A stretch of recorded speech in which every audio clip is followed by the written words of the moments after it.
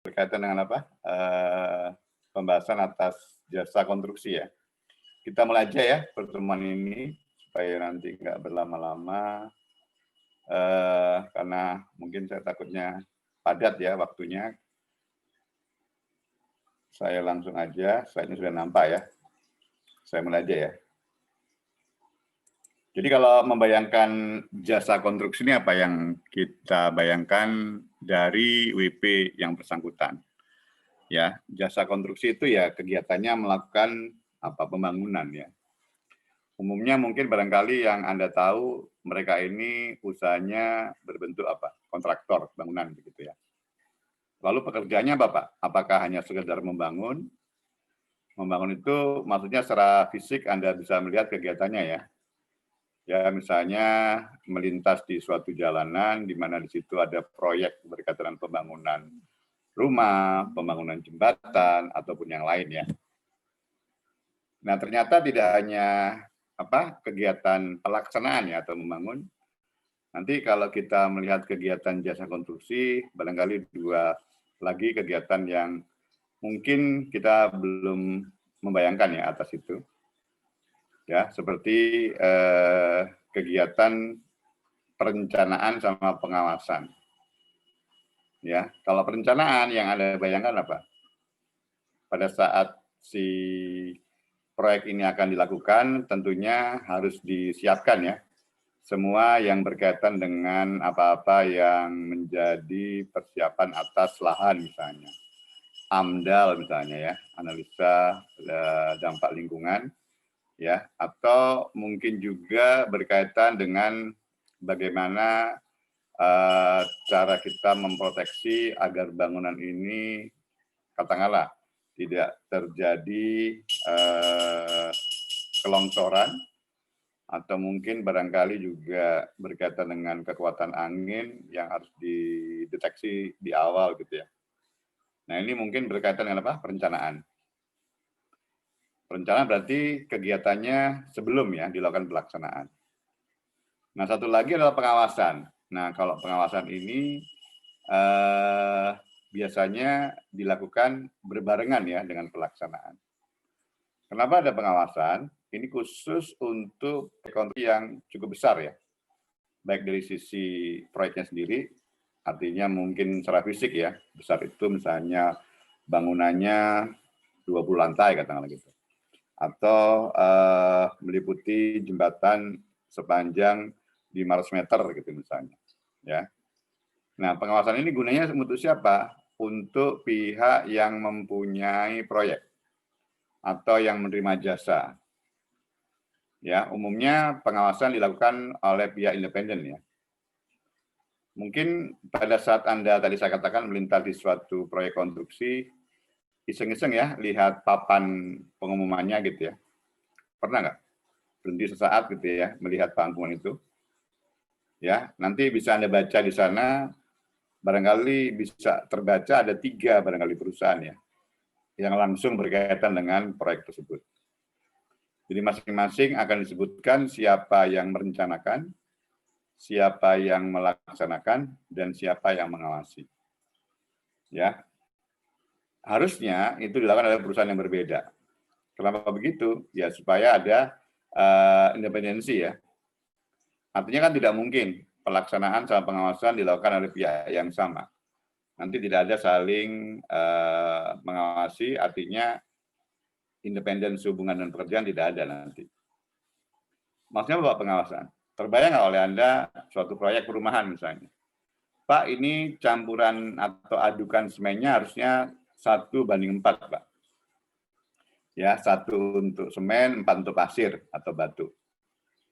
Nah, mungkin terbayang oleh kita kalau ternyata ini campurannya lebih sedikit gitu ya semennya. Nah, maka nanti pemilik proyek atau penerima jasa konstruksi ini pastinya akan dirugikan ya untuk itu. Pak, ini harusnya besinya diameternya adalah 0,5 mili. Ternyata yang dipakai adalah 0,2 mili gitu misalnya.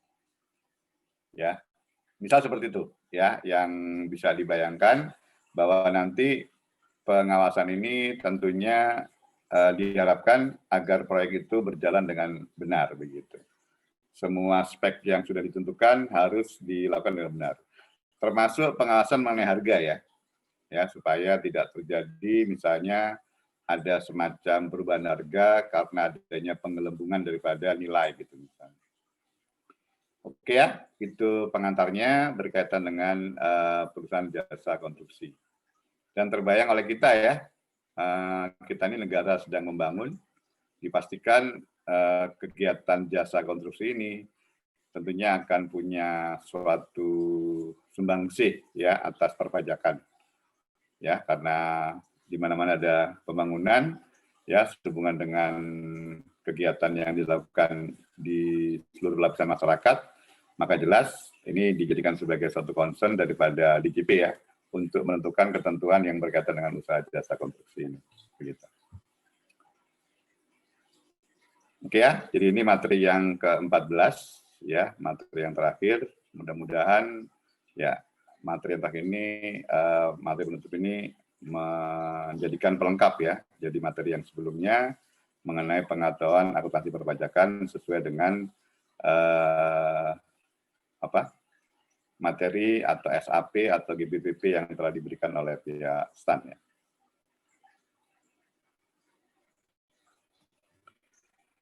Oke ya, ini kalau lihat dari beberapa definisi, tadi sudah saya singgung beberapa ya.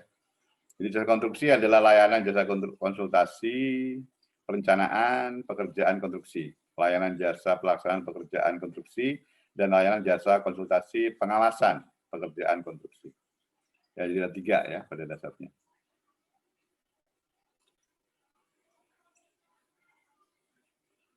Oke, kemudian maaf.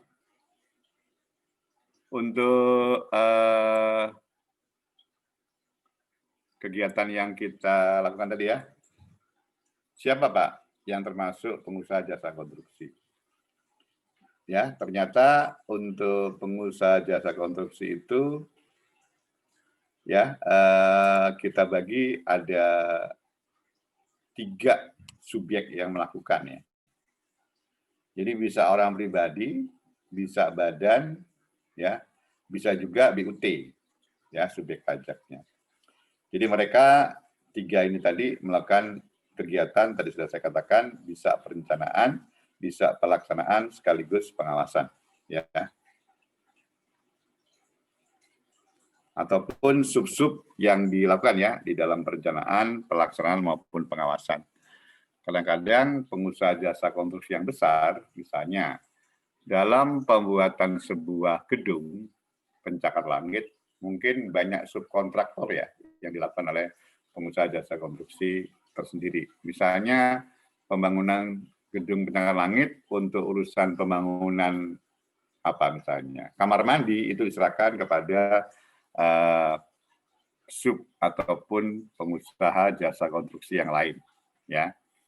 Untuk pemasangan kabel ya, kemudian sanitasi misalnya ataupun kabel ini jaringan bisa listrik, bisa telepon, bisa internet ya atau jaringan air ya, pipa air dan sebagainya termasuk AC dan sebagainya ini bisa saja dilakukan oleh perusahaan lain ya.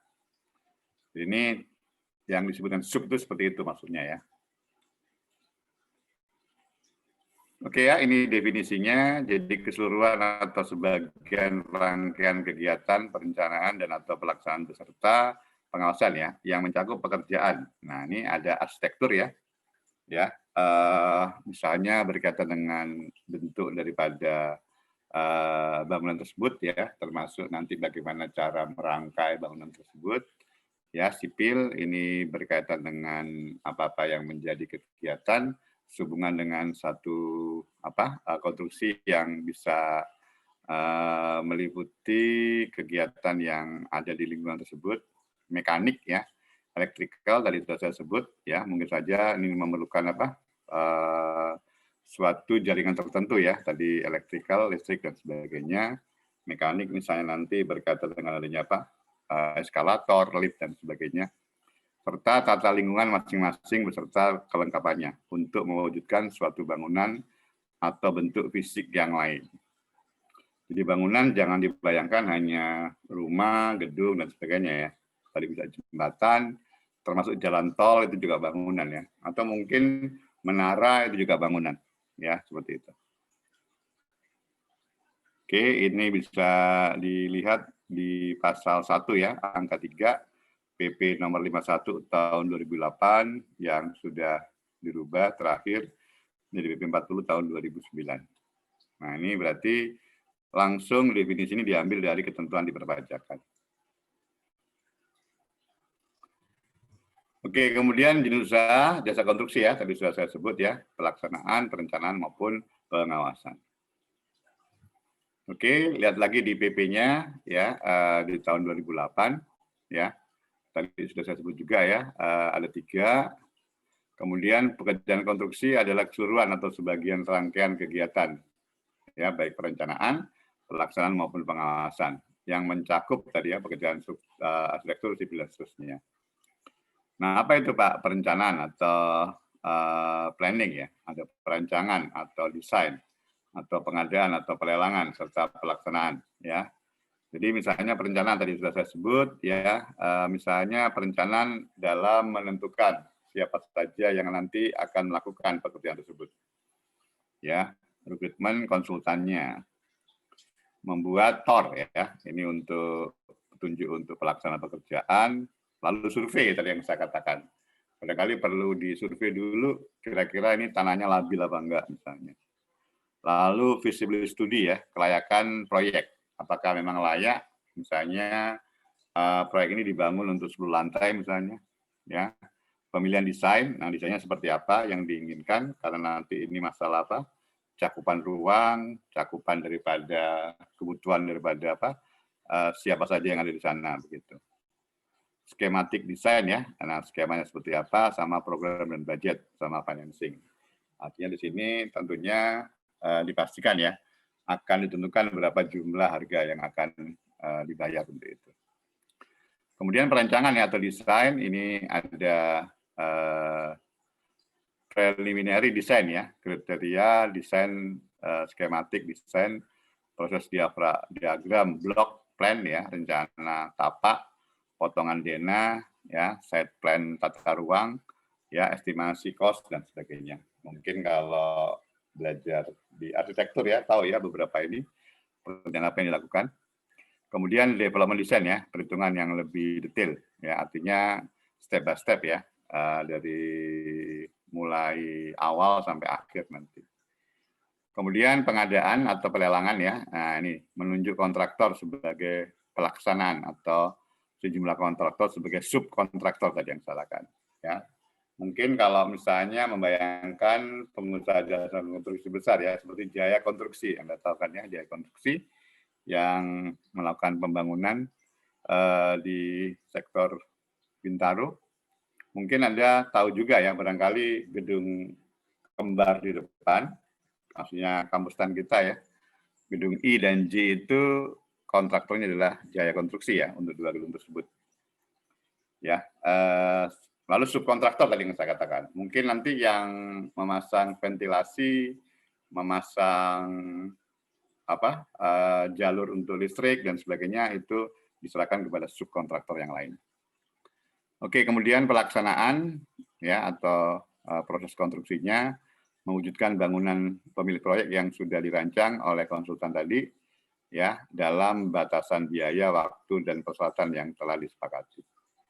Ya, tentunya biaya itu nanti akan menentukan ya model seperti apa yang akan bisa dipakai ya, termasuk bahan-bahan yang dipilih, misalnya pilihan atas genteng, pilihan atas lantai, ya pilihan lampu yang harus dipasang dan sebagainya. Ya termasuk waktu ya, ini mungkin waktu harus dilihat daripada penentuan jatuh temponya supaya nanti tidak ada keterlambatan untuk itu. Oke, dan persyaratan yang telah disepakati yang lain ya, seperti itu. Ya, penghasilan dari usaha jasa konstruksi ini sudah kita pelajari Anda waktu belajar PPA Potput ya. Sesuai dengan ketentuan di PP 51 tadi, ini dinyatakan bahwa penghasilan atas jasa konstruksi adalah penghasilan yang bersifat final. Jadi kalau final berarti pengenaan jasa konstruksi apabila dilakukan pemotongan oleh pihak pemotong, maka si penerima penghasilan yaitu perusahaan jasa konstruksi tidak perlu menghitung kembali ya pajaknya di akhir tahun karena sudah selesai berhenti perhitungan pada saat sudah dilakukan pembayaran dan dilakukan oleh pihak ketiga. Sementara kalau pihak ketiga atau pihak yang melakukan pembayaran tadi bukan sebagai pemotong, maka otomatis pengusaha jasa konstruksi harus ya melakukan penghitungan sendiri, penyetoran ya pada saat pembayaran, pada saat berutang. Dan itu juga sama karena final berarti selesai ya. Artinya kalau final Anda sudah tahu bahwa tidak ada kewajiban untuk menghitung kembali di akhir tahun. Artinya penghasilan final tersebut sudah selesai pada saat pemotongan atau pada saat pembayaran sendiri. Jadi nggak perlu dihitung kembali di akhir tahun. Dan jelas bahwa karena ini final, maka pembayaran ataupun pemotongan tadi tidak bisa dijadikan sebagai kredit pajak untuk itu.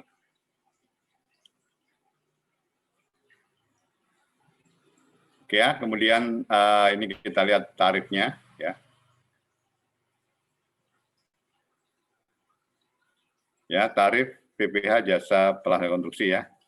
Ini sesuai dengan PP 51 tahun 2008. Nanti kalau Anda melihat tarif ini ya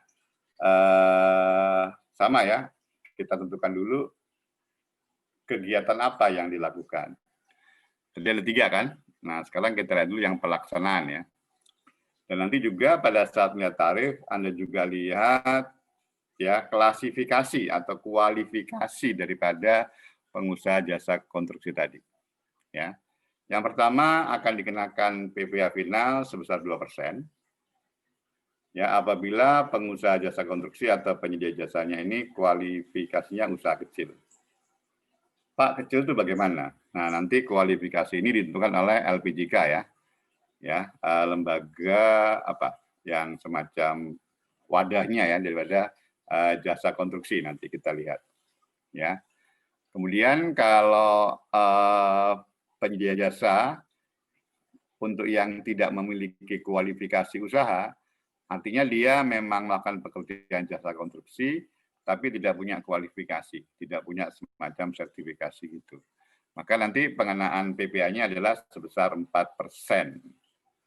Sementara kalau untuk yang penyedia jasa yang selain kedua tadi, yaitu yang kecil maupun yang non-kualifikasi, ya maka nanti akan dikenakan 3%. Atau sering juga disebut ini mereka yang kualifikasinya menengah dan kualifikasinya besar, maka pengenaan jasa pelaksana konstruksi adalah sebesar 3% begitu.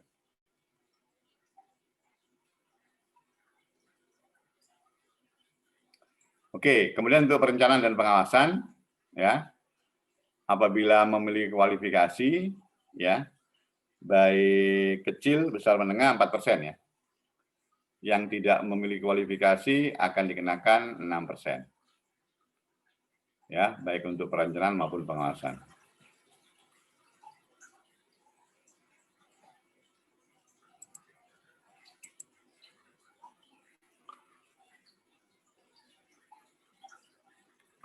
Oke ya, kita lanjutkan.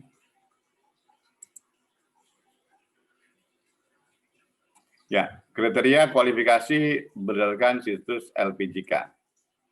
Nanti LPJK Anda lihat ya, itu kepanjangannya Lembaga Pengembangan Jasa Konstruksi gitu ya. Ya, jadi tadi yang saya katakan terdiri dari kualifikasi kecil K1, K2, K3, menengah M1, M2, serta besar B1 dan B2.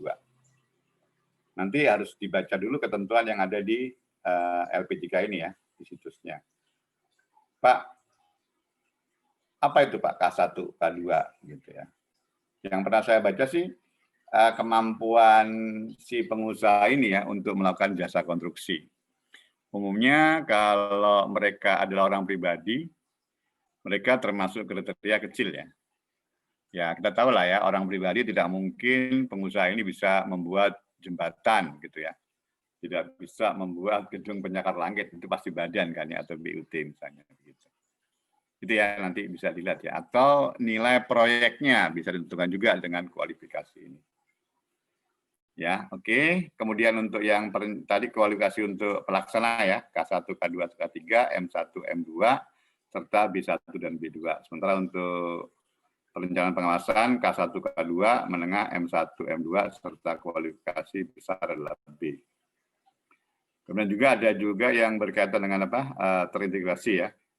Hanya memiliki kualifikasi besar, ya berarti B1 dan B2. Nah, ini tadi yang saya katakan ya, berkaitan dengan yang pertama, kualifikasi usaha dan subkualifikasi usaha. Di sini disebutkan persyaratan kekayaan bersih. Ya, untuk perorangan tidak bersyaratkan ya. Juga untuk pengalaman kerja. Ya, umumnya sih kalau menurut saya perorangan ini hanya punya kualifikasi kecil ya. Walaupun memang tidak disebutkan secara jelas berkaitan dengan kemampuan untuk melakukan kegiatannya. Nah, ini untuk badan usaha ya, K1, K2, K3 ini ya, persyaratan kekayaan bersih ya, kita bisa lihat di sana. Walaupun mungkin saja ya kalau misalnya dia sebagai badan usaha, kalau kekayaan bersihnya barangkali bisa kita tentukan melebihi daripada apa yang telah ditentukan di sini untuk pelaksana ya. Ya, nanti bisa kita tentukan berkaitan dengan pekerjaan tadi. Yang sebelah kanan ada pekerjaannya ya. Ya, jadi kalau kecil tidak dipersyaratkan, tapi kalau kumulatif itu lebih besar sama dengan 1 M ya. Ya, kalau yang kecil ketiga kumulatifnya lebih besar atau sama dengan 1,75 M. Untuk menengah ya, nah itu 2,5 M atau tertinggi, kok makin kecil ya dia? Maksudnya apa itu? Atau tertinggi 833. Lebih besar sama dengan 2,5 M atau tertinggi 833 juta. Kok lebih kecil ya? Ya. Lalu menengah 2 ke M2 ya, lebih besar 10 M. Sementara kalau untuk besar ya, tadi sudah saya katakan, ya untuk kekayaan bersih, dia punya 10 sampai 50 M, sementara proyeknya atau nilai daripada pekerjaannya, ya itu di atas 50 M untuk B1 dan di atas 250 M untuk yang B2.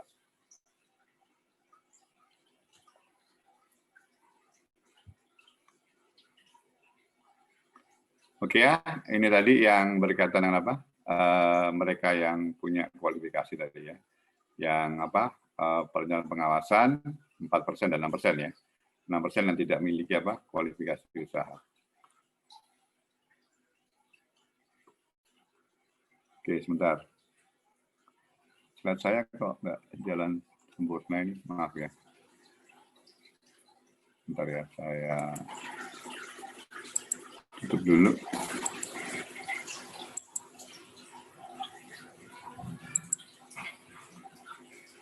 Nah, ini jadi nggak sempurna ya, saya ulang lagi ini tadi. Ya. Nah, ini dasar pengenaan pajak ya, DPP-nya. Jika dipotong oleh pemotong pajak, maka DPP sebesar jumlah pembayaran. Tentunya selalu ya, kalau kita bicara pengenaan PPh, selalu dari DPP PPN ya. Atau sejumlah uang yang tidak termasuk PPN-nya untuk itu. Tapi kalau di store sendiri oleh penyedia jasa, maka DPP-nya sebesar jumlah penerimaan pembayaran. Ya, artinya dia yang menerima berapa. Kalau tadi kan memotong berarti sejumlah pembayaran.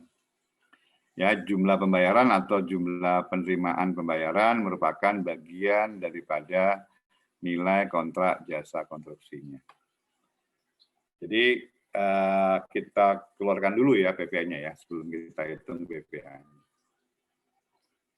Oke, kemudian besarnya pajak terutang ya tentunya tarif kalikan DPP. Tarif sudah tadi ya ada 2%, kemudian ada 3% dan 4% serta 6% ya kalau tidak punya kualifikasi tadi.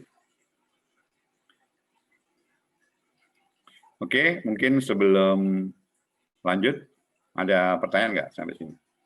Silakan ya. Izin bertanya, Pak. Ya, silakan. Siapa ini? Nadir, Pak. Nadir, silakan Mas Nadir.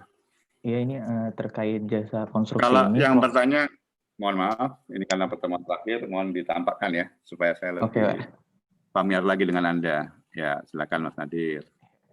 Nah, jadi terkait jasa konstruksi ini, kelakuan PPN-nya bagaimana ya Pak? Kalau misalkan dia ada imbalan variabel berupa denda atau bonus di akhir periode karena durasi pengerjaannya itu Pak, apakah nanti mempengaruhi DPP-nya? Karena saat terutangnya itu pas di awal-awal itu kan ya Pak, saat diakui sebagai piutang atau pendapatan itu bagaimana ya Pak DPP-nya? Ya, jadi nanti pada saat seperti itu, nanti ada penjelasan ya mengenai PPA dan PPN.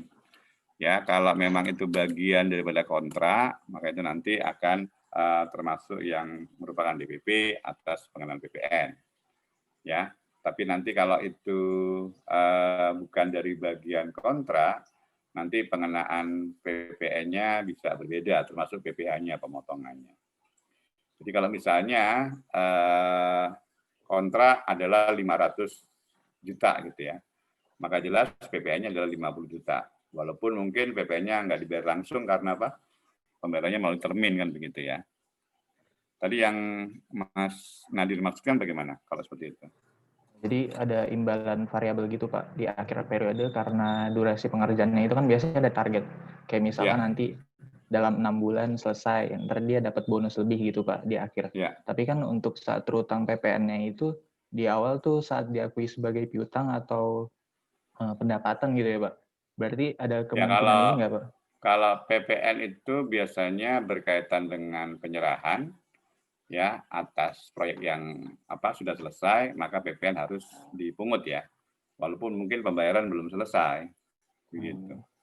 Nah, bagaimana Pak kalau ada pembayaran itu yang dilakukan setelah penyerahan? Apakah nanti akan bisa dikenakan PPN kan gitu ya tadi ya pertanyaannya? Gitu maksudnya pertanyaannya? Ya. Nanti ya di belakang kalau nggak salah ada. Nggak apa-apa ya, saya tambahkan dulu barangkali.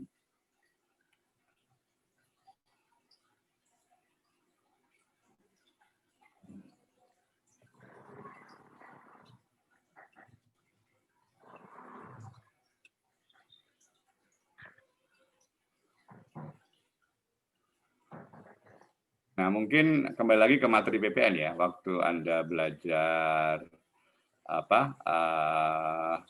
penyerahan jasa kena pajak yang merupakan penyerahan daripada perusahaan jasa konstruksi, kita tahu bahwa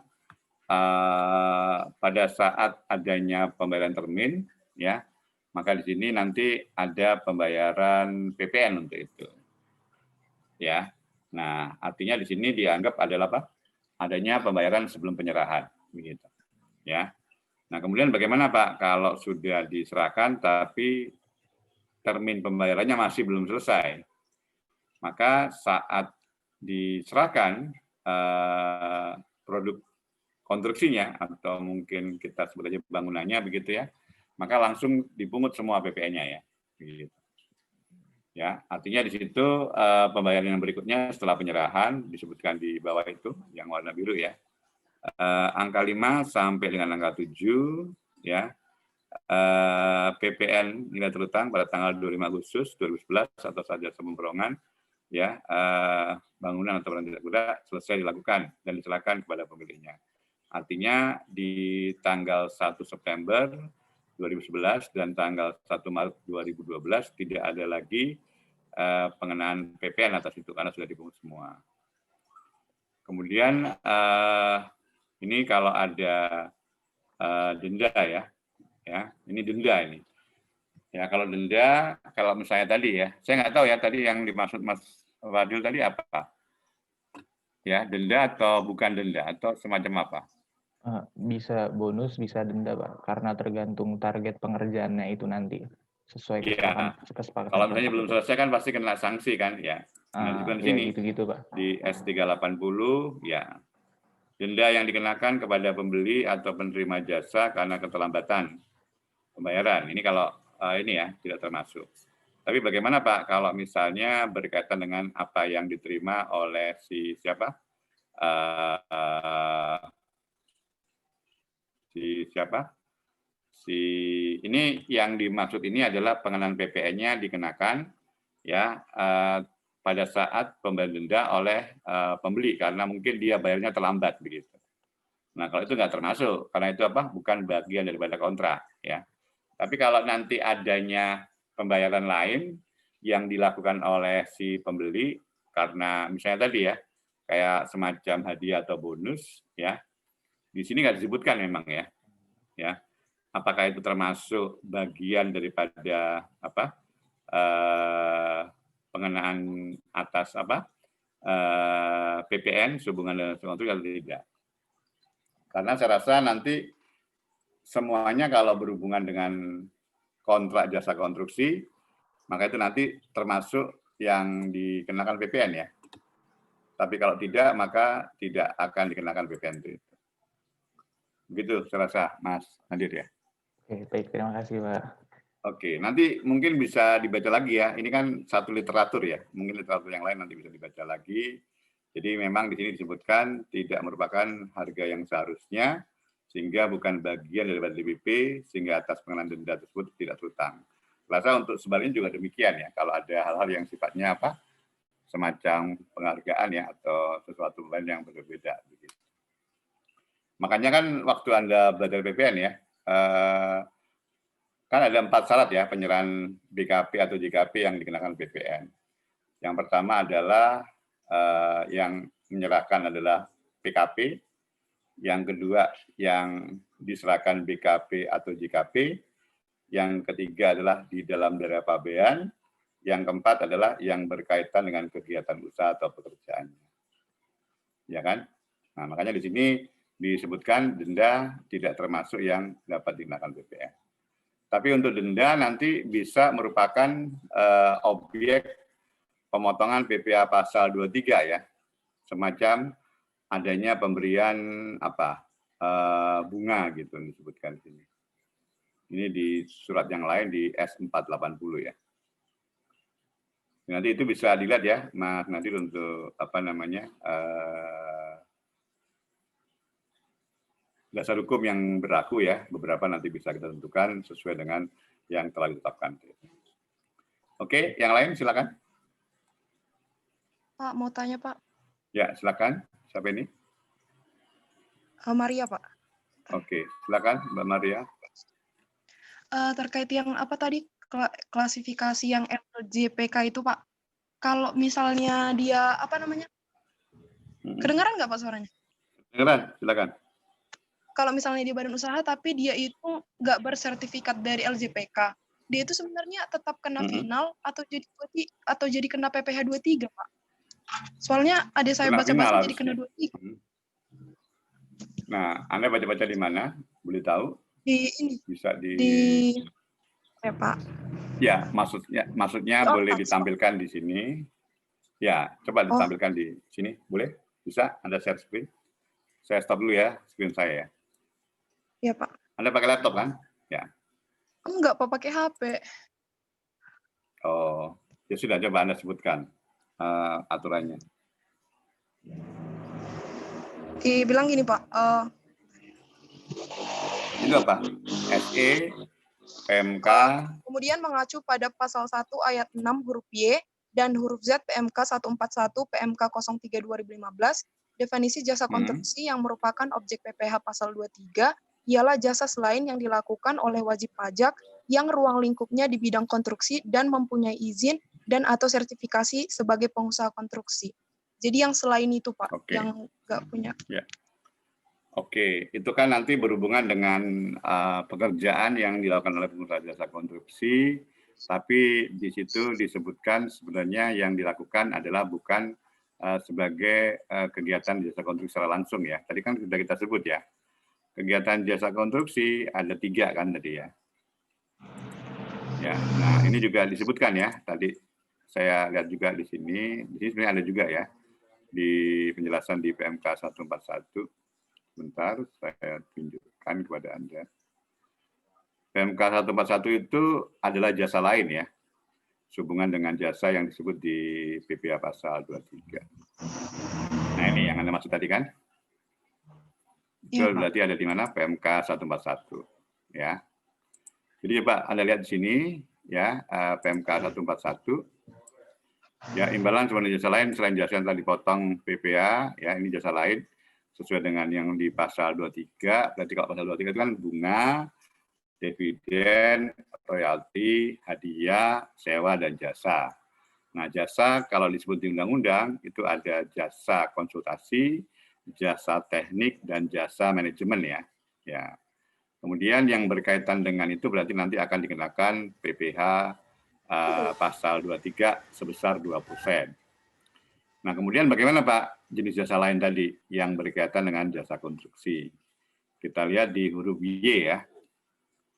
Ya, yang pertama adalah jasa instalasi atau pemasangan mesin, peralatan listrik, telepon, air, gas, AC, dan atau TV kabel selain yang dilakukan oleh WP yang ruang lingkupnya di bidang konstruksi dan mempunyai izin dan atau sertifikasi sebagai pengusaha jasa konstruksi. Nah, harusnya ini pekerjaannya adalah perusahaan jasa konstruksi, tapi yang melakukan adalah siapa? Bukan pengusaha jasa konstruksi, begitu. Artinya memang dia di sini WP selain yang dilakukan oleh WP yang ruang lingkupnya di bidang konstruksi ya.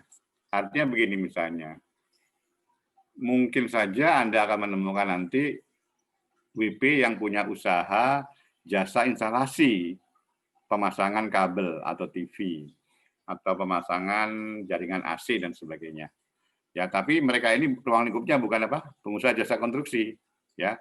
Maka nanti kalau seperti itu dia akan dikenakan PPh pasal 23 walaupun pekerjaannya adalah pekerjaan yang bisa kita anggap sebagai pelaksanaan konstruksi ya, gitu. Termasuk jasa perawatan ya, perbaikan sama pemeliharaan. Ya, di sini disebutkan yang ruang lingkupnya ya selain yang dilakukan oleh WP yang ruang lingkupnya di bidang konstruksi dan mempunyai izin dan atau sertifikasi sebagai pengusaha konstruksi. Jadi kalau menurut saya sehubungan dengan mereka yang punya usaha jasa konstruksi dipastikan ya bahwa mereka itu nanti akan dikenakan PPh final sesuai dengan PP 51 tahun 2008 tersebut. Ya, tapi kalau secara pekerjaan yang disebutkan di mana PMK 141 ini ya mereka melakukan pekerjaan yang katakanlah ini Pak, ini kan pemasangan Pak, instalasi. Apakah nggak termasuk kegiatan jasa konstruksi? Kalau yang melakukan bukan pengusaha jasa konstruksi, maka nanti dianggap bahwa ini adalah objek pemotongan PPh pasal 23. Seperti itu, Mbak Maria, saya rasa. Ya Pak, makasih Pak. Oke. Silakan, yang lain. Pak, izin bertanya, Pak. Ya, silakan, Mbak Shirley. Nah, boleh Pak, ditambahkan dulu wajahnya? Iya. Ya. Sudah, Pak, sudah nampak. Ya, silakan. Ya, sudah. Nah, pertanyaan saya, Pak. Kalau misalkan ada WP jasa konstruksi dalam negeri, nah si WP ini memberikan jasa konstruksi di luar negeri. Nah, atas pemberian jasa konstruksi ini sudah dipotong pajak di luar negeri. Pertanyaan saya, bagaimana sih Pak efek pajak yang dipotong di luar negeri ini terhadap pajak WP tersebut di dalam negeri? Karena kalau misalkan dikreditkan, apakah bisa Pak? Kan ini final gitu. Ya, oke ya. Anda tadi bertanya seperti itu. Ini dari jawabannya di slide ya. Rupanya Anda sudah baca semua kayaknya. Baru saya kasih. Padahal ada semua di sini. Ya, tadi juga pertanyaannya Mbak Maria tadi ya. Bentar ya, Anda di slide ini sebentar. Mengenai kredit pajak.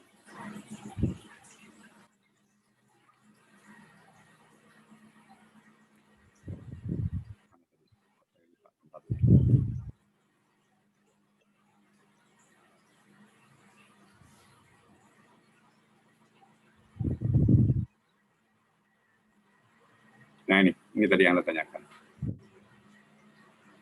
Nah bagaimana Pak kalau pengusaha jasa konstruksi tadi punya penghasilan dari luar negeri Pak? Ya. berkaitan dengan penghasilan dari luar negeri, itu kan nanti berlaku seperti pemotongan PPh pasal 24 ya. Ya, ini dia tadi yang tanya ya.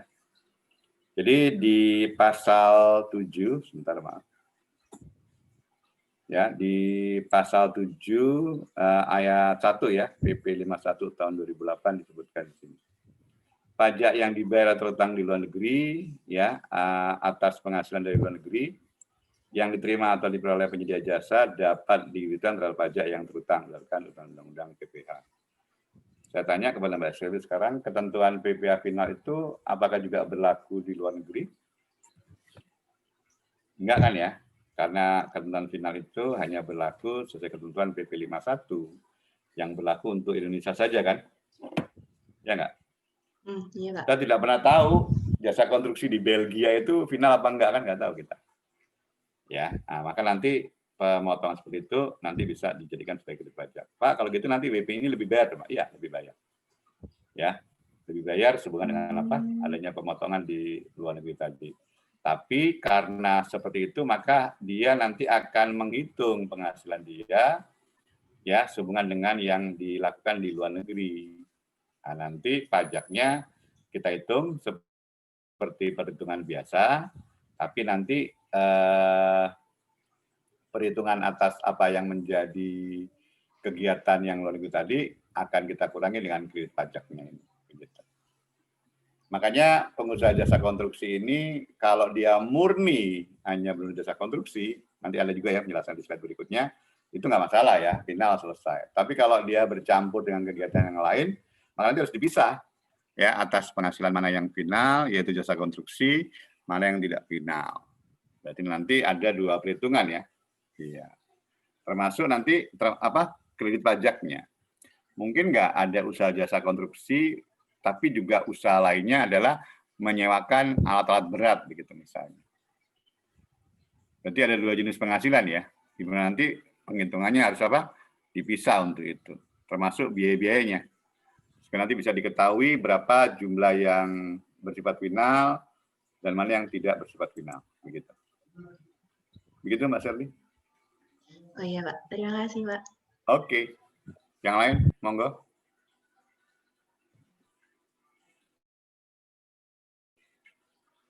Izin bertanya, Pak. Ya, silakan. Mbak Apulina ya? Iya, Pak. Ya, silakan Mbak Apulina. Gini, Pak.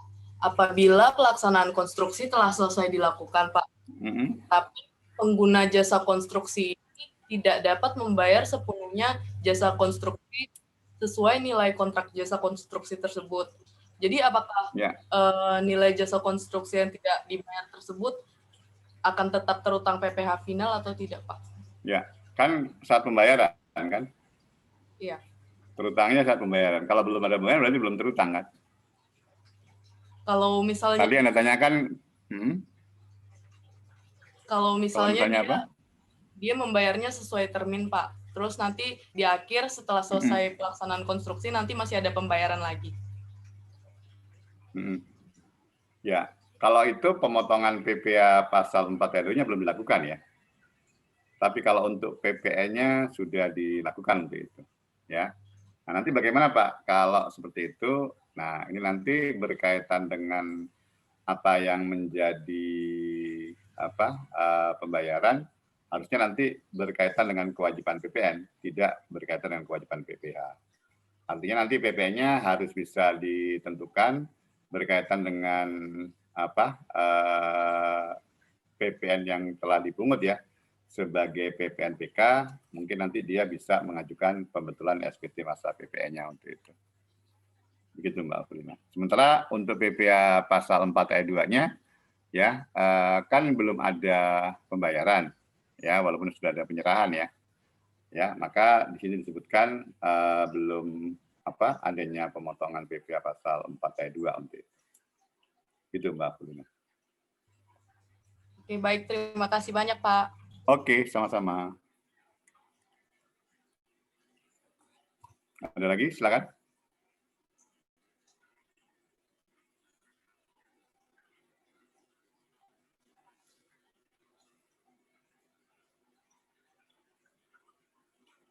Oke ya, saya teruskan ya dulu.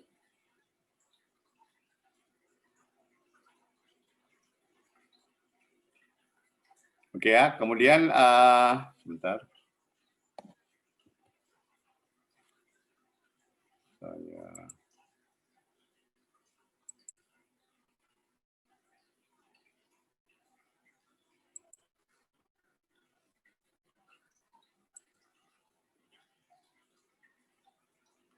Oke tadi ya, misalnya pajak terutang, tarif kalikan DPP.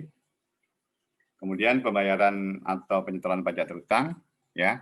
Jika pengguna jasa adalah pemotong pajak seperti WP Badan ya, maka dipotong PPh final pada saat pembayaran, nah, ini ya, pada saat pembayaran. Kemudian pemotong pajak penghasilan memberikan tanda bukti pemotongan. Berarti nanti ada bukti potong PPh pasal 4 ayat 2 ya, yang diberikan kepada si penyedia jasa setiap melakukan pemotongan. Dan oleh pemotong, ini sudah belajar di KUP, di store paling lambat tanggal berapa? 10 bulan berikutnya ya, setelah pemotongan. Ya, juga sama Pak, bagaimana Pak kalau yang apa? Yang merupakan penerima jasa itu bukan pemotong, Pak. Maka di store sendiri ya oleh pihak perusahaan jasa konstruksi. Ya.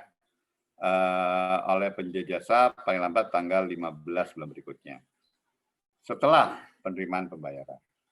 Artinya kalau memang belum terima ya tidak ada penyetoran atas PPh pasal 4 ayat 2 untuk itu. Gitu.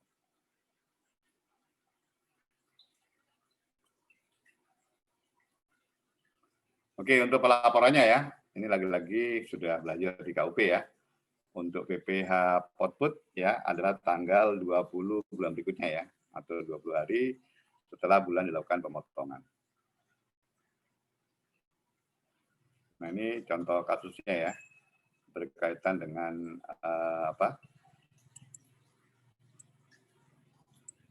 kegiatan jasa konstruksi. PTA pelaksana jasa konstruksi kualifikasi besar, melaksanakan pembangunan rumah sakit untuk PTB, nilai kontrak 25M. Ya, di sini disebutkan exclude ya, belum termasuk PPN. Lalu di situ beberapa pembayaran ditentukan ya, mulai uang muka, termin 1, termin 2, termin 3, sampai dengan adanya masa pemeliharaan selesai, artinya masih ada pembayaran nanti untuk itu. Nah, PTB selaku penerima jasa melakukan pemotongan PPh pada setiap kali pembayaran dilakukan. Pada setiap kali pembayaran dilakukan. Jadi di sini kalau kita hitung, karena ini kualifikasi besar ya, dan pelaksanaan, maka berapa persen tadi tarifnya? 3 ya. Nah itulah yang akan dipotong untuk setiap kali pembayaran. Ya, lalu si PTB karena dia sebagai pemotong, maka nanti dia punya kewajiban tidak hanya potong saja, tapi store kas negara juga melaporkan ya SPT masa PPh pasal 4 ayat 2. Sementara buat si PTA hanya terima bukti potong yang nantinya akan dilaporkan di mana? SPT tahunannya, begitu.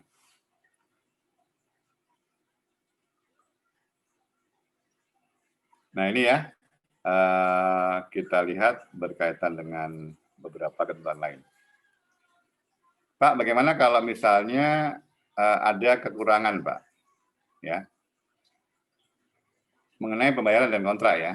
Dalam hal terdapat selisih kekurangan PPh yang terutang, berdasarkan nilai kontrak jasa konstruksi dengan PPh berdasarkan pembayaran yang telah dipotong atau di store sendiri, maka selisih tersebut harus di store sendiri ya oleh penyedia jasa. Kayak tadi misalnya ya, Pak PTB ternyata tidak memotong sebesar 150 juta, Pak. Maka kekurangnya store sendiri oleh si PTA nanti. Ya. Oke, kemudian nilai kontrak jasa konstruksi tidak dibayar sepenuhnya oleh pengguna jasa. Atas nilai kontrak jasa konstruksi yang tidak dibayar tersebut, tidak terutang PPh yang bersifat final, dengan syarat nilai kontrak jasa konstruksi yang tidak dibayar tersebut dicatat sebagai piutang yang tidak dapat ditagih. Nah, tadi ya berkaitan dengan misalnya adanya semacam manifestasi gitu ya. Ya, ini tadi yang saya katakan karena tidak ada pembayaran maka tidak terutang PPh final memang karena tidak ada pembayaran kan ya. Nah, tapi nanti bagi si pengusaha jasa konstruksi itu nanti akan masuk ke dalam piutang yang tidak dapat ditagih. Ya. Kemudian Pak, bagaimana Pak kalau ternyata setelah dihapuskan bayar dia Pak? Ya, tetap ya, nantinya akan dikenakan PPh yang bersifat final. Gitu. Ya, nanti bisa dibaca itu di pasal 6 ya, PP 51 tahun 2008. Nanti mungkin kalau ingin belajar jasa konstruksi ya, memang utamanya baca di PP 51 ya, kemudian diganti dengan PP 40. Cuman untuk 51 ke 40 ini tidak banyak berubah ya, hanya beberapa poin saja yang berubah. Oke, gimana Pak dengan kewajiban PPh pasal 25? Kalau pengusaha jasa konstruksi tadi hanya semata-mata melakukan kegiatan usaha jasa konstruksi, maka tidak lagi diwajibkan untuk menghitung PPh pasal 25. Ya, karena memang dia dikenakan PPh final kan, artinya memang di akhir tahun tidak ada PPh terutang ya, yang dijadikan sebagai dasar untuk menghitung PPh pasal 25. Masih ingat rumus PPh 25? PPh terutang dikurangi dengan kredit pajak yang dipotong dipungut pihak lain dibagi 12 ya.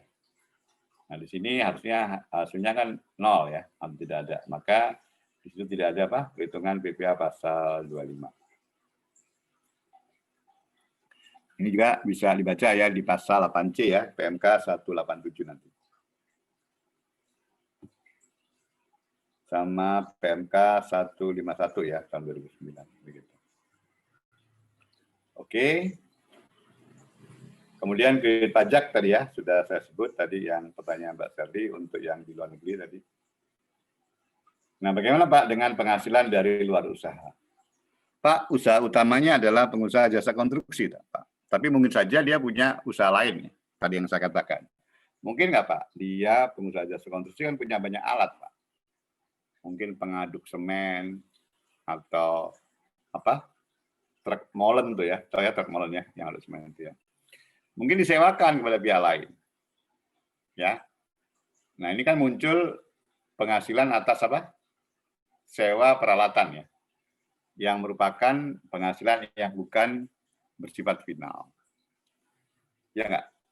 Ya. Jadi ada penghasilan lain yang diterima atau diperoleh penyedia jasa dari luar usaha jasa konstruksi. Dikenakan tarif berdasarkan ketentuan umum Undang-Undang PPh. Jadi nanti itu akan tetap dihitung ya. Akan dihitung di akhir tahun sesuai dengan ketentuan Undang-Undang PPh. Ya. Kemudian penyedia jasa wajib melakukan pencatatan yang terpisah ya atas biaya yang timbul dari penghasilan yang diterima atau diperoleh dari kegiatan usaha ya selain usaha jasa konstruksi. Mungkin dalam hal sewa barangkali dia membayar suatu biaya berkaitan dengan promosi atau iklan misalnya. Nah, ini nanti harusnya dipisah. Ya. Harus secara jelas di laporan keuangannya mana biaya berkaitan dengan usaha jasa konstruksi dan mana biaya yang berkaitan dengan selain usaha jasa konstruksi. Ya, supaya nanti bisa dipisah antara penghasilan dan biaya yang akan dihitung di akhir tahun. Sama yang tidak dihitung karena sudah dikenakan PPh final tadi. Begitu. Oke. Kemudian sisi kurs ya. Keuntungan atau kerugian sisi kurs dari kegiatan usaha jasa konstruksi termasuk dalam penghitungan nilai kontrak jasa konstruksi yang dikenakan PPh yang bersifat final. Jadi tidak ada lagi laba sisi kurs yang nanti masuk sebagai perhitungan sehubungan dengan laba di luar usaha. Karena langsung nanti masuk sebagai DPP-nya. Ya, masuk dalam perhitungan nilai kontraknya yang merupakan DPP. Jadi tidak perlu lagi ditentukan keuntungan ataupun kerugian sisi kurs untuk itu. Oke ya, kemudian ini tadi yang disebut ya berkaitan dengan pasal 23 ya Undang-Undang PPh. Ya, disebutkan di sini bahwa atas penghasilan tersebut di bawah ini dengan nama dalam bentuk apapun yang dibiarkan, yang dibiarkan atau yang telah jatuh tempo ya pembayarannya oleh badan pemerintah, subjek pajak badan dalam negeri, penyelenggara kegiatan, bentuk usaha tetap ataupun perwakilan perusahaan luar negeri, lainnya kepada WP dalam negeri atau bentuk usaha tetap dipotong pajak oleh pihak yang wajib membayarkan. Ya, sewa dan penghasilan lain ya, sehubungan dengan penggunaan harta, kecuali sewa dan penghasilan lain sehubungan dengan, ini jelas ya, kalau sewa atas tanah atau bangunan, baru dipotong PPh pasal 4.2. Tapi kalau selain tanah dan bangunan, maka akan dipotong PPh pasal 23. Imbalan sehubungan, nah ini dia. Ya, nanti bisa dilihat di ketentuan di undang-undang. Memang ini agak agak rancu sedikit ya, karena memang disebutkan ada frase yang disebut jasa konstruksi ini. Ya, artinya sebenarnya apakah jasa konstruksi itu dikenakan PPh pasal 23 untuk itu. Ya. Nah, berarti penjelasan mengenai itu ada di PMK tadi yang ditanyakan oleh siapa tadi? Oleh Maria ya tadi ya. Ya, mengenai yang berkaitan dengan usaha yang bisa dikenakan pemotongan PPh pasal 23. Jadi usaha jasa konstruksi yang tidak dilakukan oleh pengusaha jasa konstruksi ya, begitu. Ya, seperti yang disebut di sini yaitu apa tadi? Jasa instalasi ya, pemasangan mesin, peralatan listrik, telepon ya. Ini kan bagian dari pekerjaan jasa konstruksi sebenarnya kan ya. Tapi kalau dilakukan oleh perusahaan lain ya, walaupun itu kegiatan yang termasuk bagian dari kegiatan jasa konstruksi ya, terutama pelaksanaan, tapi dilakukan bukan oleh pengusaha jasa konstruksi seperti tadi jasa pemasangan kabel, maka akan dipotong PPh pasal 23 untuk itu sesuai dengan PMK 141 tahun 2015. Oke, kemudian perlakuan PPN atas pembayaran termin tadi sudah saya sebut ya. Ya, jadi saya katakan bahwa PPN atas pembayaran termin ini berkaitan langsung dengan tadi ya pertanyaan Mas Nadir tadi ya, berkaitan dengan berapa jumlah pembayaran pada saat pembayaran termin dilakukan. Maka PPN-nya akan dipungut ya oleh pihak PKP Jasa Konstruksi ya pada saat munculnya pembayaran. Jadi di sini artinya apa? Sama seperti adanya pembayaran sebelum penyerahan. Nah, nanti kalau ada penyerahan, maka ya penyerahan tersebut dianggap sudah dilakukan sehubungan dengan adanya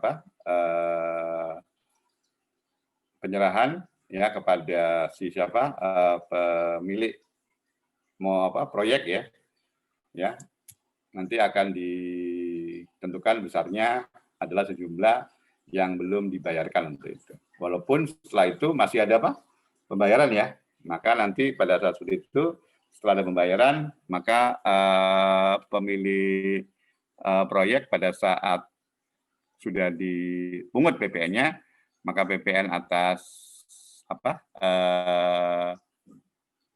jasa konstruksi ini sudah dianggap selesai ya pada saat adanya penyerahan. Walaupun saat setelah itu masih ada pembayaran. Tadi ditanyakan juga bagaimana Pak kalau tidak dibayar ya. Kalau menurut saya mekanismenya bisa melalui pembetulan SPT masa PPN ya. Karena belum ada pembayaran untuk itu.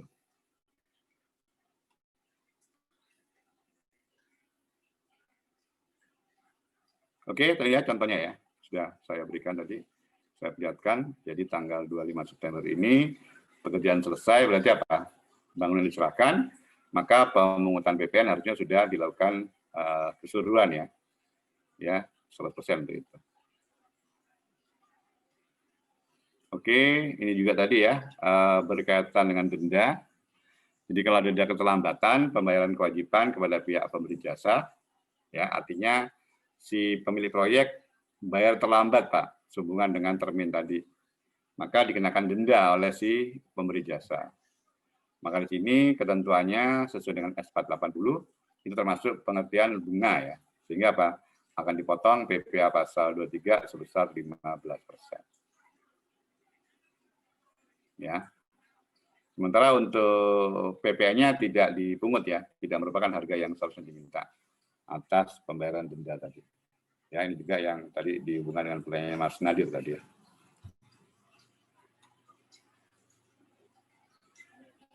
Oke, kemudian dalam hal pembangunan gedung ya atau yang lain, barangkali setelah selesai pembangunannya ada barang-barang yang tersisa ya.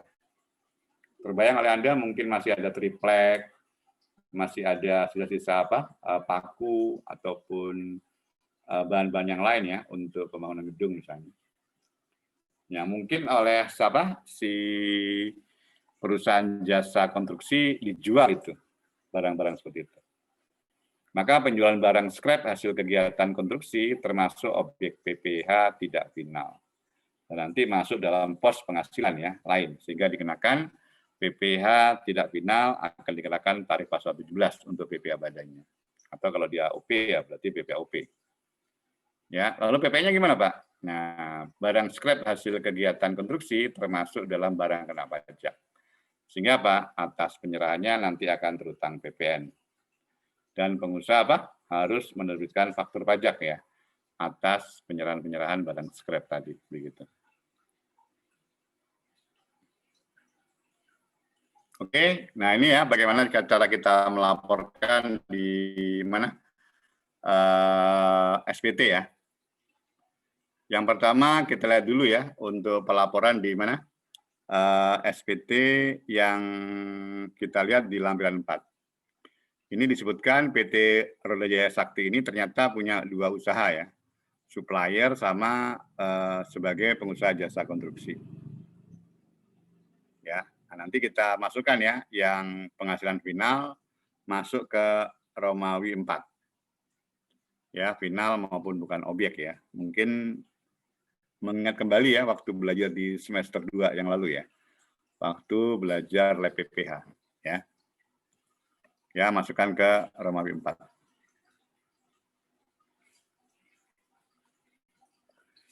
Ya, di sini ada penghasilan dia berupa berupa jasa konstruksi sama bunga bank ya atau bunga tabungan. Ya, masuk ke sini. Oke, kemudian pengisian sehubungan dengan apa yang menjadi kegiatan di dalam usaha PT Roda Jaya Sakti ya. Nah, bagaimana Pak pelaporannya? Kalau dilaporkan di lampiran 1 yang berkaitan dengan kegiatan dia, sehubungan dia sebagai WP, lampiran 1 menyatakan bahwa WP harus melakukan rekonsiliasi ya. Di sini disebutkan bahwa jumlah penghasilan sesuai dengan laporan keuangan komersial sejumlah 5,5 miliar. Itu semua nanti masuk ke lampiran 1 poin 1 ya. Ya. Poin 1 nanti bisa masuk sampai dengan poin 3. Nah, nanti di poin 4 akan dipisah ya, sehubungan dengan apabila itu ada yang berkaitan dengan usaha jasa konstruksi ataupun yang bersifat final lainnya. Ya, bisa dilihat di sana berkaitan dengan pelaporan di SPT-nya ya. Ya, di lampiran 1. Ya, jadi harus benar-benar bisa dipisah. Mana yang bersifat tidak final, mana yang bersifat final untuk itu.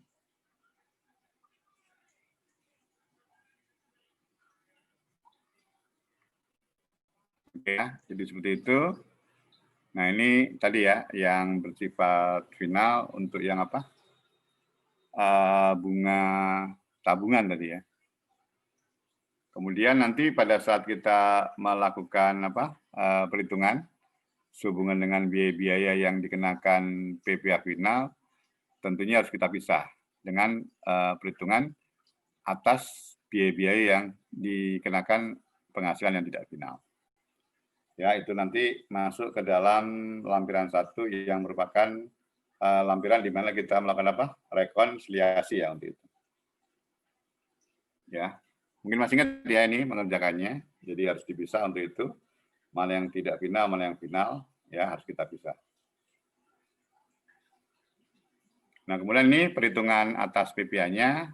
Nah, kita hanya memasukkan penghasilan yang tidak final saja sebagai hitungan.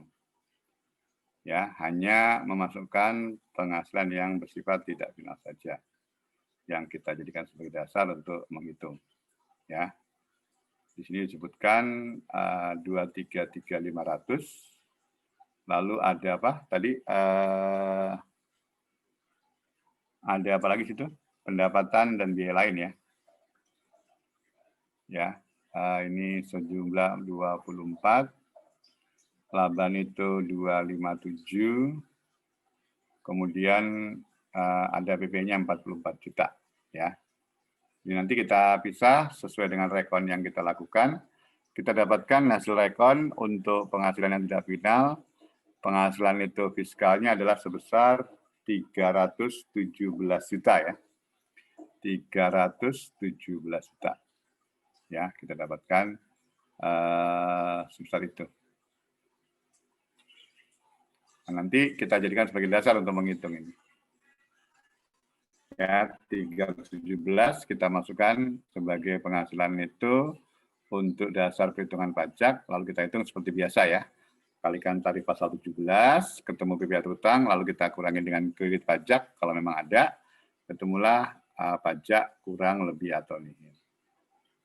Jadi sekali lagi yang dihitung hanyalah apa? Penghasilan di luar jasa konstruksi.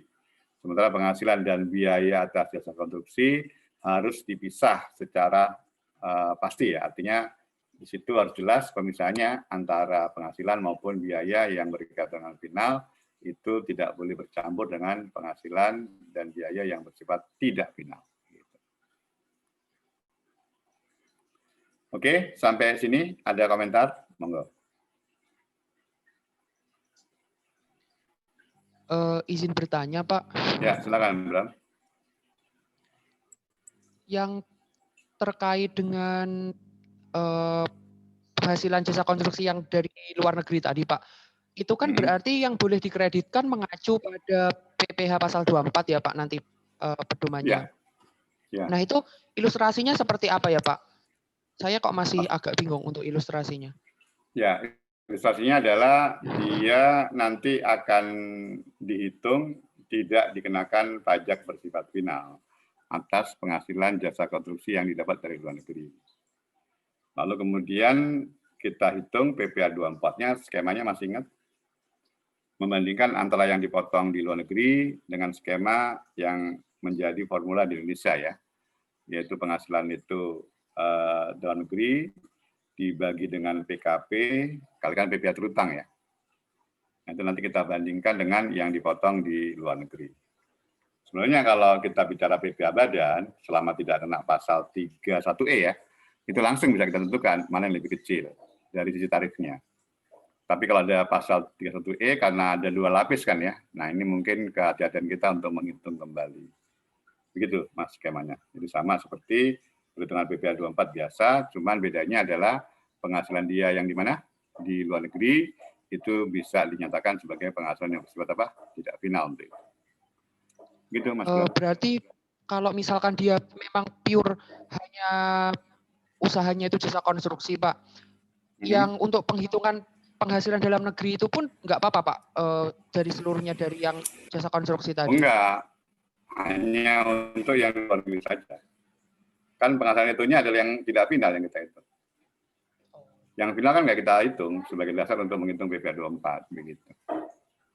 Gitu ya. Ya. Baik Pak, terima kasih. Jadi kalau misalnya penghasilan neto dia dari keseluruhan ya jasa konstruksi 1 miliar. Ya, 200 juta adalah yang berasal dari luar negeri. Maka perhitungan yang untuk PPh 24 ya berarti dari berapa? Dari 200 juta ya untuk itu. Begitu.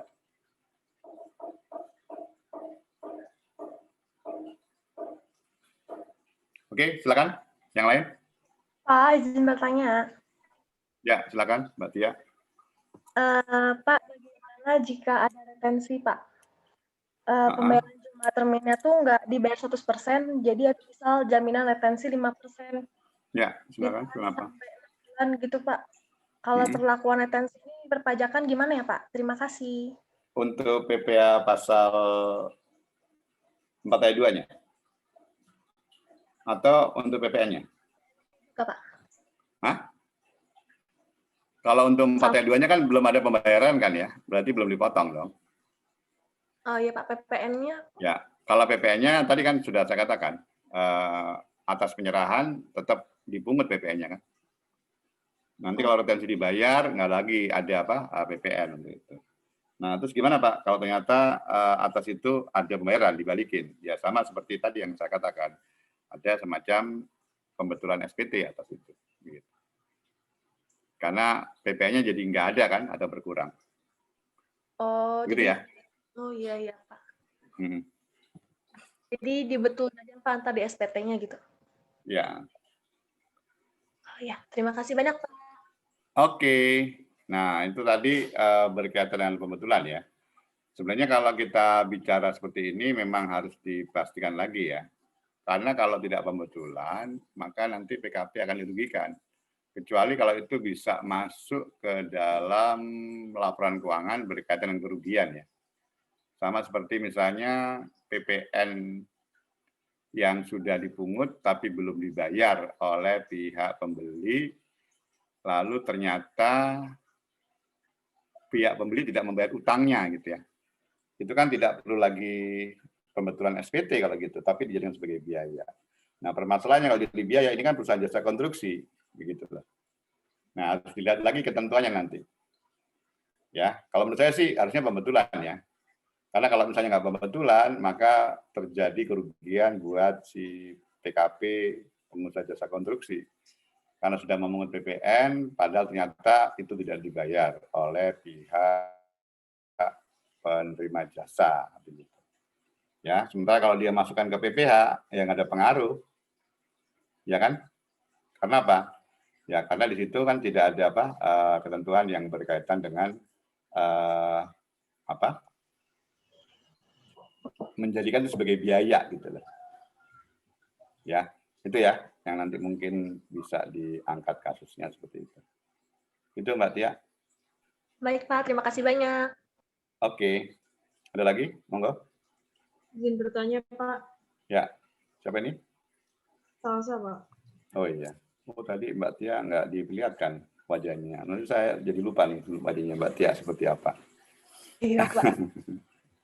Mbak Salsa boleh tambahkan wajahnya. Ya, silakan Mbak Salsa.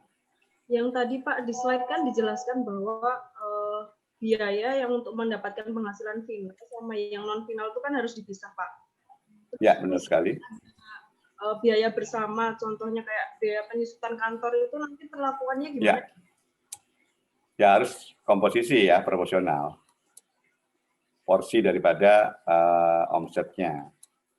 Kalau misalnya saya punya omset final 100, tidak final 50, maka kalau ada biaya 10, yang boleh jadi biaya adalah 50 per 150 kalikan 10 ya. Ulang lagi, saya punya penghasilan final 100, tidak final 50. Lalu muncul biaya bersama sebesar 10, maka yang dibolehkan jadi biaya adalah berapa? 50 dibagi 150 ya, dikalikan 10. Gitu ya. Ya. Baik Pak, terima kasih banyak. Oke. Sebentar ya, saya boleh izin sebentar ke belakang. Oke Pak. Pertanyaan?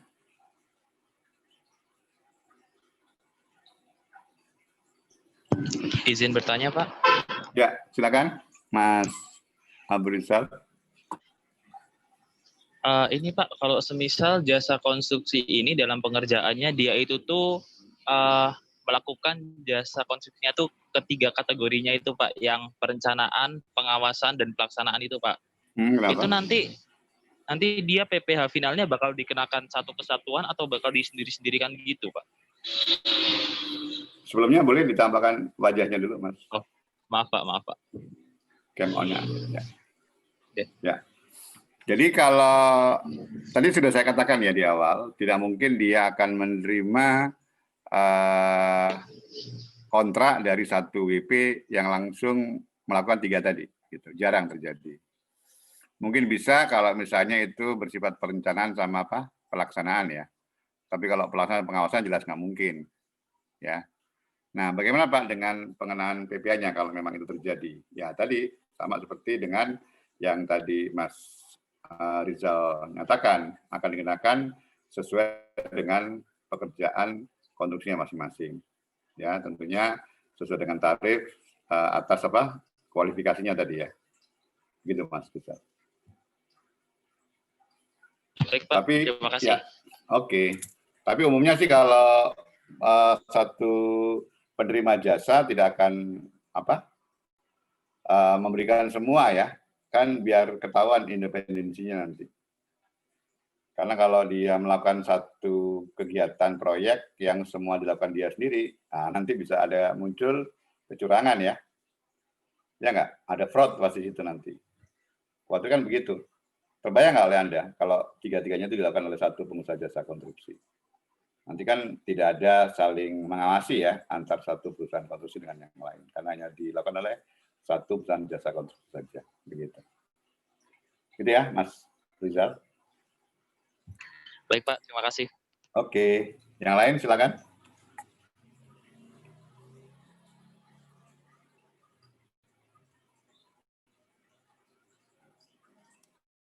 Ya, kalau tidak ada, lanjut ya. Nah, ini untuk PSAK-nya ya sekarang ya. Pengakuan pendapatan daripada real estate, ya. Walaupun ini cocoknya kita belajarnya di mana? Akuntansi keuangan ya. Ini real estate sudah pernah dibahas di AKM atau di AKL? Ada? Sudah, dulu Pak. pembahasannya. Pak, Di mana? Pak. AKM? AKM ya? Oh, masih ingat ya? Iya. AKM ya? Ya. Berarti enggak ini ya? Enggak apa? Enggak move on ya? Ya nggak move on kan? Masih. Yang lalu masih diingat begitu. Cuman ingat doang, tapi kalau diminta menjelaskan ya lupa-lupa juga gitu ya. Karena ya Anda ini memang mahasiswa luar biasa ya kalau nanti ya. Kalau saya pikir seperti itu, karena materinya banyak banget. Pengalaman saya juga waktu belajar dulu, waktu D3 juga seperti itu. Ya, sekian SKS, ini sama dengan apa kondisi kita kalau sudah S1 begitu. Oke ya, di sini disebutkan mengenai pengakuan di PSAK-nya untuk real estate ya, pengakuan pendapatan real estate mengacu pada PSAK 23 pendapatan jika substansinya merupakan penjualan barang. Sementara mengacu kepada PSAK 34 kontrak konstruksi jika apa? Substansinya merupakan pemberian jasa konstruksi. Oke, ini berkaitan dengan apa? Pendapatan ya. Saya rasa mirip-mirip dengan waktu kita melihat di apa PPh maupun PPN ya. Ya, di situ ada booking fee, uang muka, surat pemerintahan unit, PPJB, angsuran, pelunasan dan seterusnya begitu. Ya, kita lihat di sini ya untuk apa pengakuannya. Jadi barang atau unit dinyatakan telah terjual jika memenuhi seluruh kondisi sebagai berikut. Entitas telah memindahkan resiko dan manfaat signifikan kepada pembeli. Lalu entitas tidak lagi melanjutkan pengelolaan ya, yang biasanya terkait dengan kepemilikan atas barang ataupun melakukan pengendalian efektif. Jumlah pendapatan dapat diukur dengan andal, ya dipastikan harus ada angka yang bisa dipakai sebagai dasar ya untuk itu. Kemudian kemungkinan besar manfaat ekonomi yang terkait dengan transaksi tersebut akan mengalir ke entitas, ya pasti ya karena pembayarannya diharapkan tentunya akan bisa menjadikan si perusahaan tetap berusaha ya, ada going concern-nya begitu. Kemudian biaya yang terjadi atau akan terjadi sehubungan transaksi juga sama ya, bisa diukur begitu. Nah, penjual menahan risiko kepemilikan yang signifikan, ya bukan penjualan, dan penjual tidak boleh mengakui pendapatan, ya kalau misalnya ada risiko kepemilikan yang signifikan. Penjual menahan risiko kepemilikan yang tidak signifikan, nah ini penjualan dianggap sebagai penjualan ya, dan penjual boleh apa mengakui pendapatan untuk itu. Artinya kalau ada apa resiko yang signifikan ya, mungkin karena nantinya ada apa pengembalian dan sebagainya, itu nanti bukan dianggap sebagai penjualan. Oke, kemudian pada PSAK 23 tidak dijelaskan ya secara rinci kapan pendapatan atau penjualan unit real estate dapat diakui. Ya, pengakuan pendapatan didasarkan kepada pengalihan risiko. Nah, ini untuk apa? Perusahaan real estate ya, ini tadi ya kayak perusahaan dagang tadi. Ya, atau apa penjualan barang ya untuk pendapatan. Sementara kalau kontrak konstruksi kan beda ya tadi. Oke. Maaf. Kemudian di sini disebutkan implikasinya ya untuk PSAK 23 di pendapatan. Ya, apabila pada saat penyertaan uang muka PPJB apa? Perjanjian JB-nya jual beli ya. Perjanjian penyerahan ya atau apa itu ya. AJB, kalau AJB aktenya ya, akte jual beli. Ya, maupun tahap-tahap lain dalam proses penjualan di sini. Nah, ini untuk yang apa? Perusahaan apa? Real estate ya, waktu menyerahkan ini ya dapat memenuhi kelima kondisi tersebut, maka penjual sudah dapat mengakui pendapatannya gitu. 5 tadi ini ya. Nah, sementara kalau untuk pengusaha jasa konstruksi, ya kontrak konstruksi merupakan suatu kontrak yang dinegosiasikan secara khusus untuk konstruksi suatu aset atau suatu kombinasi aset yang berhubungan erat satu sama lain, atau saling tergantung dalam hal rancangan, teknologi, dan fungsi atau tujuan pokok penggunaan. Nah, bentuk kontraknya bisa kontrak biaya plus, ya, kemudian kontrak harga tetap, ya. Untuk biaya plus di sini disebutkan bahwa kontrak konstruksi, ya, kemudian disebutkan yang mana atas apa? Atas kontraknya, ya, maaf.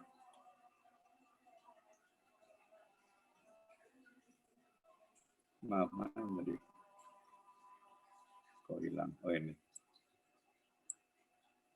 bukan ya? Tadi mana? Oh ini, ya, kontrak konstruksi yang mana kontraktor mendapatkan penggantian untuk biaya-biaya yang telah diizinkan atau telah ditentukan ya. Nanti juga ada ditambah imbalan dengan persentase terhadap biaya atau imbalan tetap. Nah, ini kontrak yang ada tambah nilai plus tadi ya. Tadi yang ditanya siapa? Mas Nadir tadi ya. Selama itu masuk dalam kontrak, ya tetap ya pemotongan PPh pasal 4 ayat 2 ataupun PP-nya tetap akan dilakukan. Sementara ada juga kontrak harga tetap ya. Nggak ada perubahan atas nilai kontrak yang telah ditetapkan. Ya, itu perbedaannya bentuk kontraknya. Oke, kemudian pendapatan kontrak konstruksi ya. Yang pertama adalah jumlah pendapatan semula yang disetujui dalam kontrak. Ya, nah ini adalah pendapatan diukur pada nilai wajar dari imbalan yang diterima atau akan diterima.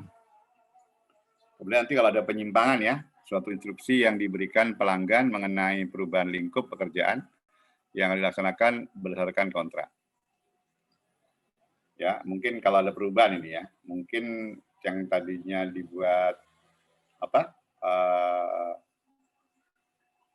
Spesifikasinya dirubah lah, mungkin berubah lantainya atau berubah bahan pokoknya ya, misalnya bentuk jendelanya dan sebagainya, katakanlah seperti itu ya. Kemudian klaim ya, jumlah yang ditagihkan kontraktor kepada pelanggan atau pihak lain sebagai penggantian untuk biaya yang tidak termasuk dalam kontrak. Mungkin biaya keamanan gitu misalnya.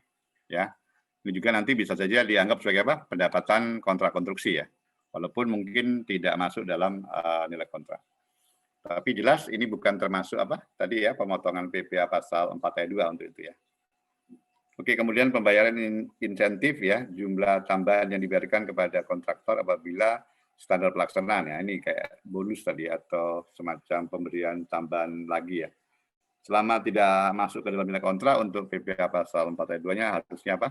Tidak masuk, tapi termasuk ke dalam penghasilan si pengusaha jasa konstruksi begitu.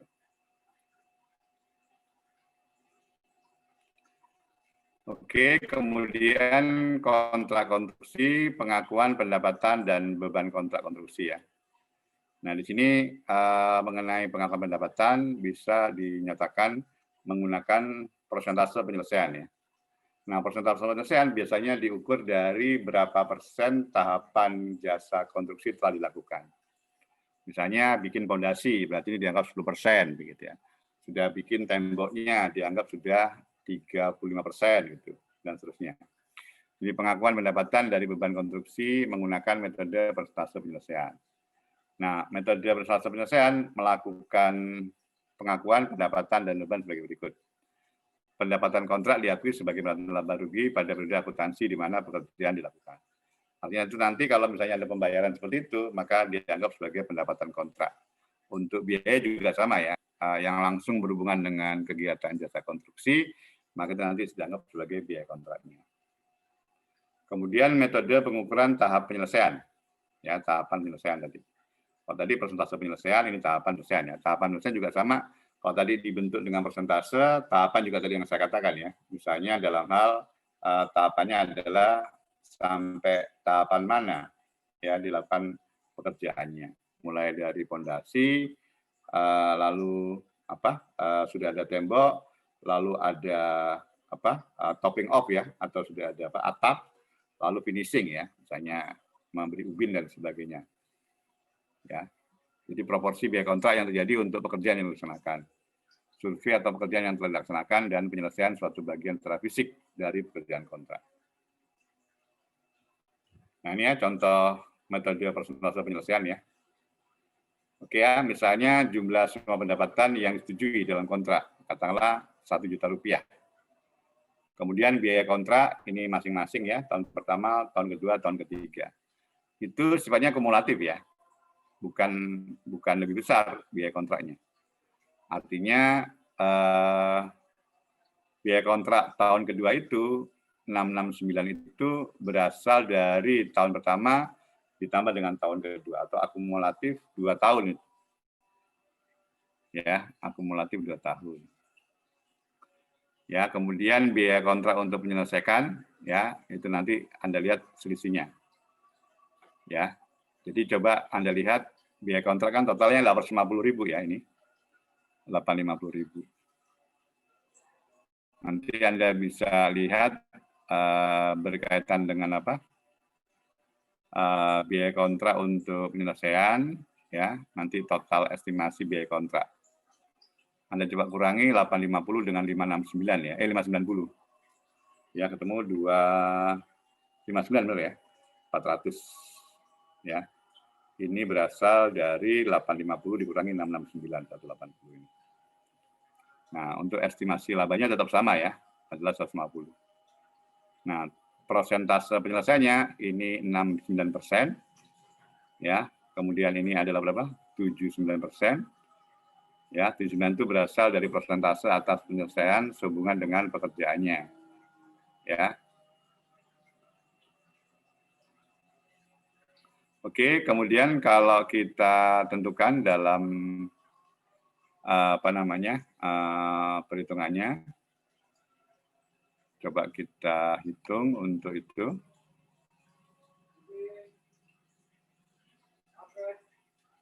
Sebentar ya, ada kiriman paket sebentar. Oke, maaf ya, gangguan sedikit. Ya itu ya tadi. Berkaitan dengan metode persentase tadi ya, diketahui dari soal yang sebelah kiri. Lalu penyelesaiannya Anda lihat ya, berkaitan dengan pendapatan tadi. Yang pertama tadi 69% ya untuk tahun pertama ya. Kemudian tahun pendapatan 69, biayanya 590, lalu laba kotornya 104. Ya. Kemudian untuk tahun kedua pendapatannya 79%, ya. Biayanya adalah 669, sehingga labanya adalah 118. Ya. Tahun ketiga berarti sudah diterima semua 100% ya. Ya, lalu kita hitung biayanya tadi. Itu tadi kalau Anda hitung akumulasi semua ya, akumulasi dari tahun pertama sampai tahun ketiga. Bisa ya membacanya? Ya, selasa mudah. Tinggal aja ikutin angkanya itu. Ya. Tahun pertama, tahun kedua, tahun ketiga. Nah, sekarang bagaimana jasa konstruksi di masa pandemi ini? Jadi beberapa kegiatan ya tertentu ya yang langsung berhubungan dengan adanya pandemi ini diberikan fasilitas ya. Ya. Nah, itu nanti ketentuannya ada di beberapa PMK, termasuk PMK 86 ya, sama PMK 110 ya kalau nggak salah. Nah ini ya, jadi tetap ya negara hadir pada saat adanya bencana atau pandemi, salah satunya adalah berkaitan dengan fasilitas perpajakan yang diberikan kepada wajib pajak. Di PMK 86 ya, jungto PMK 110 tahun 2020 disebutkan adanya perluasan insentif pajak untuk WP terdampak COVID-19. Ya. Ini yang kita bahas hanya untuk ini ya, untuk yang jasa konstruksi ya, karena kalau untuk yang berkaitan dengan COVID ini banyak sekali ya, termasuk yang PPN, termasuk yang fasilitas pengurangan PPh pasal 25, termasuk yang mendapat fasilitas tidak dipotong PPh pasal 21 ya, itu masing-masing ada ketentuannya. Ya. Oke, disebutkan di sini PPh final jasa konstruksi tertentu ditanggung pemerintah. Ya, belum diberikan insentif ya untuk PMK 23, PMK 44 belum, PMK 86 juga belum ya. Walaupun PMK ini berkaitan dengan pemberian fasilitas ya, insentif perpajakan. Nah, baru di PMK 110 diberikan kepada WP penerima ya. Nanti coba dicari ya kepanjangan P3 TGAI. Ada yang tahu nggak? Ya, lalu insentif ya ini sudah berlalu sebenarnya, diberikan kemarin ya sampai dengan Desember tahun 2020. Ya, lalu pemotong sampaikan laporan realisasi setiap bulan ya. Artinya kalau memang ada pemotongan, kemungkinan besar karena ini berkaitan dengan COVID bisa saja tidak dilakukan pemotongan atas apa yang menjadi kegiatan di sana. Nah ini aturannya kalau Anda baca secara jelas, ya. Nanti mohon dicari ya di PMK ini apa kepanjangannya P3 TGAI ya. Kalau yang sudah tahu, mohon diberitahu ya. Saya belum sempat buka soalnya PMK-nya ini. Ya, di sini disebutkan ya atas penghasilan dan usaha jasa konstruksi berdasarkan peraturan pemerintah mengenai PPh atas penghasilan dan usaha jasa konstruksi dikenai PPh yang bersifat final. Nah, di sini PPh final akan ditanggung oleh pemerintah. Artinya di sini pemotong pajak sebagaimana dimaksud pada 3 ayat 2 huruf A yang melakukan pembayaran dalam pelaksanaan P3 TGAI kepada WP penerima P3 TGAI tidak melakukan pemotongan.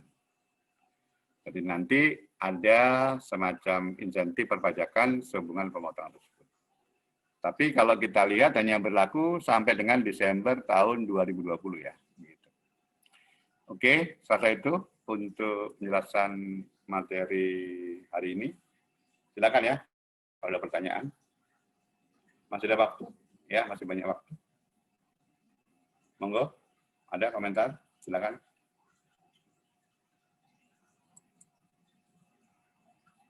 Nah, supaya ini ya, coba sekarang ditampakkan aja dulu semua wajahnya. Kameranya di-on-kan semua ya. Ini kan pertemuan terakhir soalnya. Iya. Nah, wajah ceria. Ini Bram kayaknya ceria terus nih sepertinya. Ya Bram.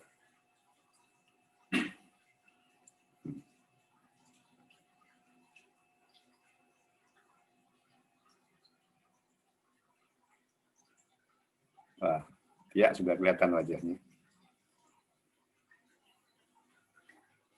Ya, Pak, udah nih. Yang lain silakan ya. Silakan kalau ada pertanyaan. Kalau enggak, tadi siapa yang mau melakukan foto bersama? Kita foto bersama dengan berbagai macam gaya. Boleh gayanya yang lucu-lucu juga boleh. Saya juga mau bergaya nanti. Atau ada arahan gaya dari Anda. Saya ikut aja begitu. Dan saya mau bergaya apa saja kalau Anda arahkan. Ada Andin. Pengarah gayanya siapa? Boleh. Apa ada yang punya ide nggak? Loh, dari Anda aja, jangan dari saya. Kalau saya nanti Anda malu kalau dengan gaya saya begitu. Ya macam-macam lah ya, boleh gaya. Karena ini cuma sebatas layar, sebatas muka, mungkin ekspresi aja ya, ekspresif aja. Ada yang mau punya usul? Gayanya seperti apa? Ya Pak, mungkin saya akan pandu kali Pak. Oke, silakan. Gimana Mas Alfred? Gayanya bagaimana? Oke, pertama-tama kayak biasa formal dulu lah ya. Lihat layar, lurus gitu kan. Ya. Oke. Yang merekam nggak nih? Satu nih. Tunggu bentar ya. Kayak lurus, Mas kayak lurus gimana? Gimana? Oh, formal. Oh, lihat layar gitu aja biasa. Kayak foto KTP. Formal, oke. Hitung pen. Oh, foto KTP, siap. Layar satu dulu ya. Ya, dihitung ya. Sebentar dulu, yang lain tambahkan dulu wajahnya ya, walaupun background-nya nggak itu nggak apa-apa. Yang penting ada semua fotonya. Biar nanti kalau akan ditaruh di mana, logo kelas, bagus ya. Ini siapa yang nggak bisa nampak ini? Mas Rizal nggak bisa ya memang? Ini ya, laptopnya.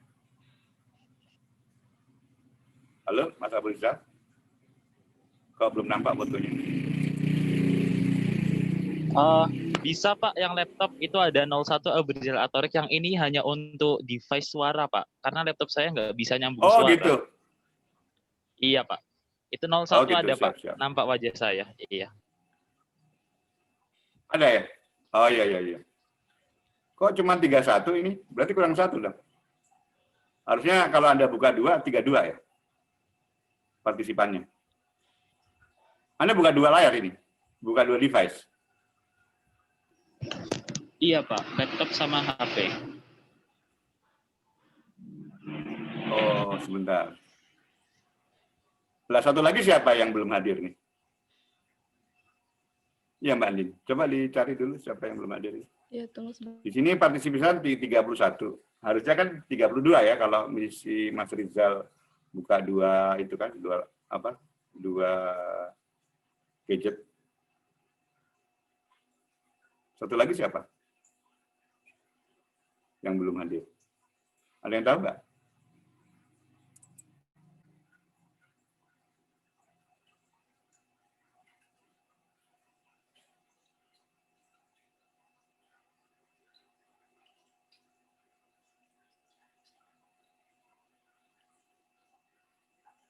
Coba Mas Rizal dimatiin dulu yang nggak bisa nampakkan cam-nya.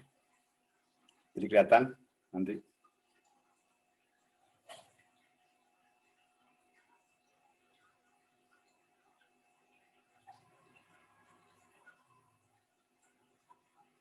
Halo, Mas Rizal? Yang nggak bisa cam-nya tolong dimatiin dulu. Yang bisa cam, tolong diperlihatkan wajahnya.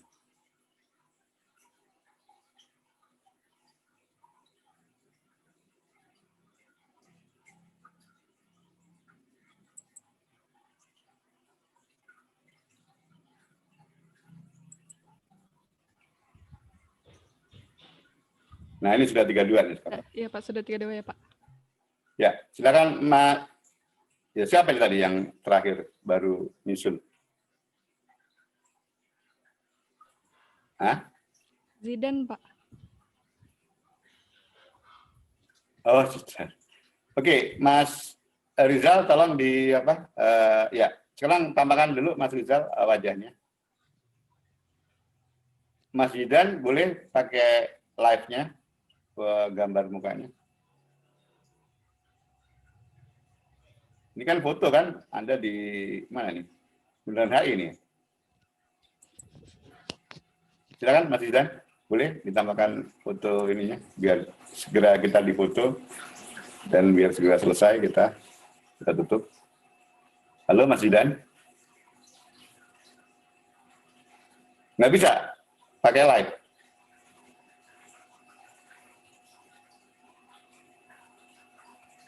Nggak ada jawaban?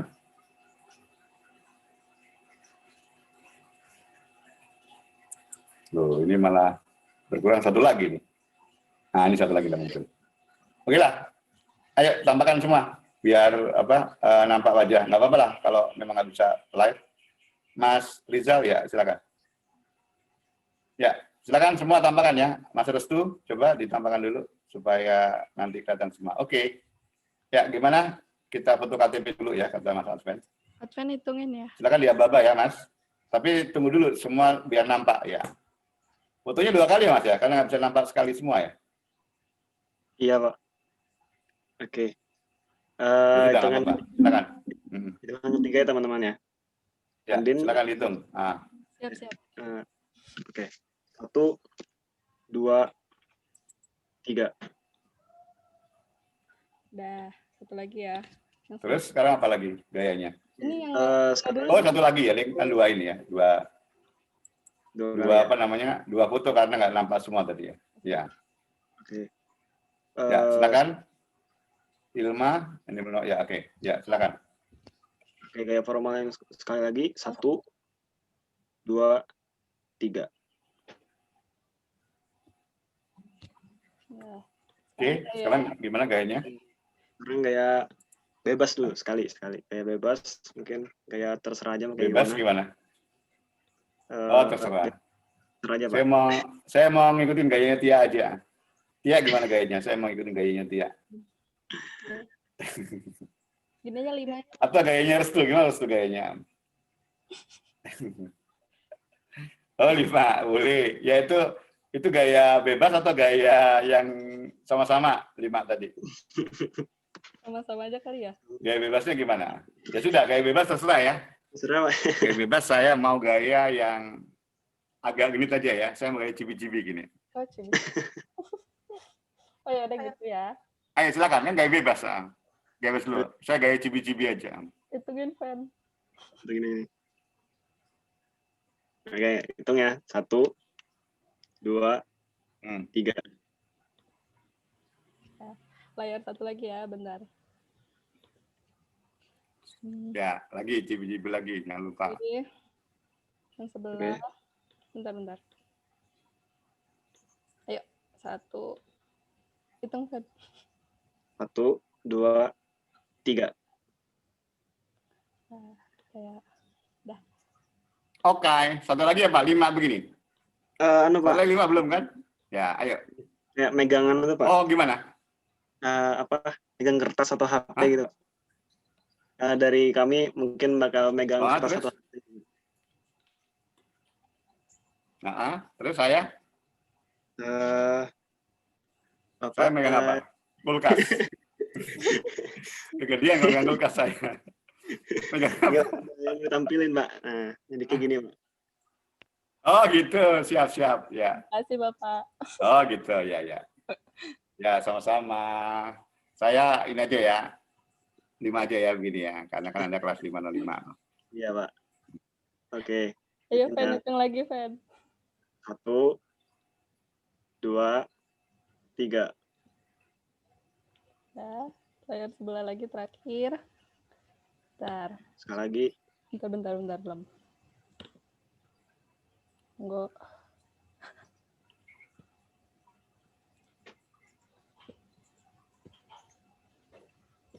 Ya, hitung. Oke, 1, 2, 3. Sudah. Oke. Makasih semuanya. Oke ya, ini pertemuan terakhir hari ini ya. Saya selalu candaan saya begini. Saya tidak pernah menyesali perpisahan, tapi kenapa pertemuan harus terjadi begitu. Asik, Pak.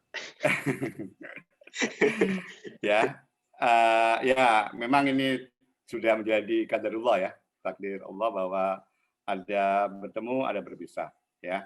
Mungkin ya walaupun saya nggak pernah ketemu muka dengan Anda ya, tetap ada rasa sedih atau rasa yang nantinya minggu-minggu setiap minggunya tidak ada lagi saya bertemu dengan Anda walaupun melalui Zoom ya. Saya paling senang kalau ketemu mahasiswa ya, walaupun dalam bentuk Zoom, tapi paling tidak ya saya bisa punya interaksi lah sama Anda. Tapi ya nggak apa-apa ya, saya atau Anda masih punya WA saya, atau mungkin kalau berkenan tentunya kelas kita, grupnya jangan dibubarkan ya, tapi itu hak Anda tapi ya. Mungkin Anda merasa penuh HP Anda, ya silakan aja kalau mau live. Tapi yang jelas saya akan keluar terakhir kalau memang nanti Anda bubar ya. Misalnya kalau ternyata tinggal 2 orang gitu ya, saya akan keluar terakhir. Tinggal saya satu sendiri, baru saya akan membubarkan diri sendiri begitu ya. Nah, saya akan tetap bertahan di grup kelas ini ya. Kalau nanti memang masih mau diskusi, mau bertanya ya, apalagi nanti kalau sudah pegawai barangkali masih ada pertanyaan yang perlu didiskusikan dengan saya dengan senang hati akan menjawab ya, atau kita sama-sama diskusi untuk itu. Oke, sekali lagi terima kasih dengan semangat yang luar biasa dari Anda semua. Saya terharu dengan kelas ini karena Anda begitu semangat mengikuti kuliah saya ya, dan jangan merasa khawatir ya dengan nanti yang Anda harus hadapi, terutama waktu menghadapi ujian. Ya, Anda prosesnya Anda lakukan saja. Apa itu, Pak? Ya belajar ya. Karena dengan Anda berusaha, saya yakin tentunya Allah Subhanahu wa taala, Tuhan Yang Maha Esa, tidak akan melihat kalau kita sudah berusaha, insya Allah ya. Mudah-mudahan semuanya bisa berjalan dengan baik dan lancar. Ya. Kalau masalah nilai berbeda itu wajar ya. Kan tidak mungkin nilainya sama semua. Karena kan semua dari usaha. Tapi saya berusaha supaya Anda mendapatkan nilai yang terbaik begitu ya. Ya. Kemudian seperti itu semua, nanti jangan merasa khawatir. Tetap nanti akan saya beri kesempatan kalau nilainya benar-benar jelek, tapi saya harap enggak ya. Karena saya yakin Anda tadi belajar semua ya. Membaca semua materi dan lalu, oh ya, Mbak Adin sudah mengirimkan ini ya tugasnya ya. Sudah. Tadi sudah memberitahu di ya oke. Nah, itu tugas itu termasuk nilai daripada aktivitas Anda ya. Jadi mudah-mudahan semuanya akan mendapatkan nilai yang terbaik. Dan tentunya semua apa yang kita kerjakan, terutama untuk materi akuntansi pajak, kita mendapatkan nilai manfaat daripada apa yang kita lakukan. Ya, semua nanti jadi bekal. Sekali lagi, untuk kelas ini saya nggak tahu nanti, karena saya di semester depan nggak tahu, ada materi pajak lagi Mas ya? Pemeriksaan ya kalau nggak salah ya? Pemeriksaan pajak ya, ada Pak, Mas ya? Ada pemeriksaan. Sama upaya Apalagi? hukum. Oh, upaya hukum. Mungkin kalau pun saya diminta ngajar, mungkin di pemeriksaan barangkali. Seperti itu. Ya, saya berharap tetap ngajar di angkatan ini ya. Karena misalnya pemeriksaan pajak saya ngajar, berarti full saya 6 semester, di angkatan ini saya ngajar semua. Semester 1 saya ketemu Andin waktu belajar PPH. Semester 2 ketemu lagi Andin waktu belajar lab PPH. Semester 3 saya ngajar ini PPN apa itu? PPN BM ya. Ya, kemudian semester kemarin saya ngajar semester 4 kemarin, maaf kok jangan lupa saya. Iya, lab ya, lab PPN ya. Iya, lab PPN. Nah, semester 5 ini saya ngajar ini. Mudah-mudahan semester 6 saya ngajar lagi, walaupun mungkin nggak di kelas Anda barangkali ya, saya nggak tahu. Ya, dan saya rasa cukup itu dari saya. Ya, sampai ketemu lagi di lain kesempatan. Ya, selalu berdoa ya, semoga kita mendapatkan yang terbaik dan selalu melakukan hal-hal kebaikan. Karena saya yakin kalau kita melakukan kebaikan, kita akan selalu juga mendapatkan kebaikan. Dan nanti juga kalau sudah bekerja, selalu jaga integritas ya. Integritas itu Anda bawa sampai Anda meninggalkan dunia ini.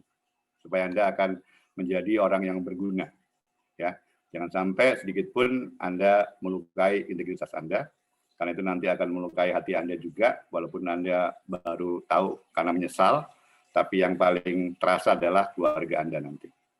Ya, mulai orang tua, mulai nanti kalau yang wanita suaminya, ya, yang laki-laki istrinya, lalu juga sanak keluarga, anak-anaknya begitu. Ya, jangan melihat dari sisi apa yang kita bisa dapat raih dari materi saja ya. Tapi kebanggaan itu tidak hanya dari situ, ya.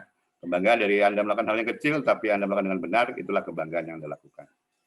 Ya, oke. Sekali lagi terima kasih kepada Anda semua. Ya, salam hormat saya buat orang tua Anda semua. Ya, mari kita berdoa sebelum kita akhiri. Mudah-mudahan kita selalu diberi kesehatan, diberi kemudahan, dan dijauhi dari penyakit dan mara bahaya. Oke, mari kita berdoa. Berdoa dipersilahkan.